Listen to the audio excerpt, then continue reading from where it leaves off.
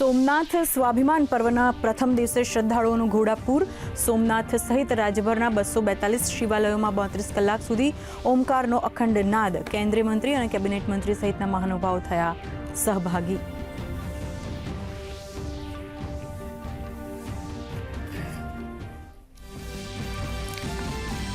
ગૃહમંત્રી અમિત શાહ કરશે national IED data management સિસ્ટમનો શુભારંભ। એનએસજી પ્લેટફોર્મથી દેશની આંતરિક સુરક્ષાને મળશે વધુ મજબૂતી। બોમ્બ બ્લાસ્ટના ખતરા સામે વધુ મજબૂતીથી લડી શકશે સુરક્ષા એજન્સીઓ।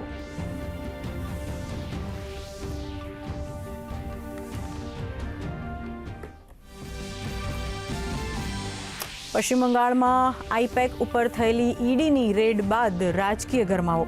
ઈડી સહિતના ઘણા પક્ષકારોની અરજી પર આજે હાઈકોર્ટ કરશે સુનાવણી। મમતા બેનર્જી પણ આજે કાઢશે વિરોધની રેલી। રાજ્યપાલે કહ્યું, વિનાશકાળે વિપરીત બુદ્ધિ।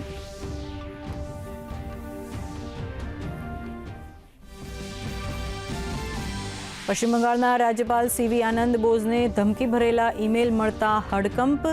રાજ્યપાલની સુરક્ષામાં કરાયો વધારો। એલર્ટ ઉપર સુરક્ષા એજન્સીઓ। રાજ્યપાલે કહ્યું, બંગાળની જનતા ઉપર ભરોસો।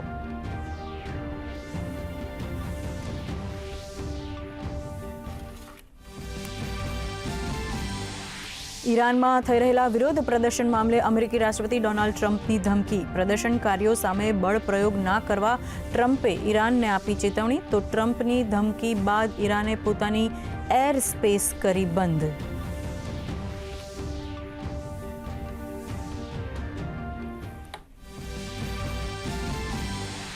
કારોબારી સપ્તાહના અંતિમ દિવસે શેર માર્કેટમાં મિશ્ર કારોબાર। શરૂઆતના કારોબારમાં સેન્સેક્સ 100 પોઈન્ટ અને નિફ્ટી 26 પોઈન્ટ ઘટ્યો, તો સોનામાં 250 અને ચાંદીના ભાવમાં 2500 રૂપિયાનો વધારો।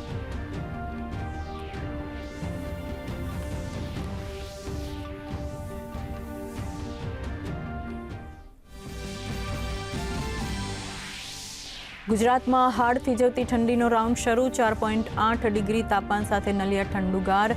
અમરેલીમાં 8.6 અને રાજકોટમાં 9.4 ડિગ્રી તાપમાન સાથે સૌરાષ્ટ્રમાં શીતલહેર। આગામી દિવસોમાં ઠંડી યથાવત રહેવાની હવામાન વિભાગની આગાહી।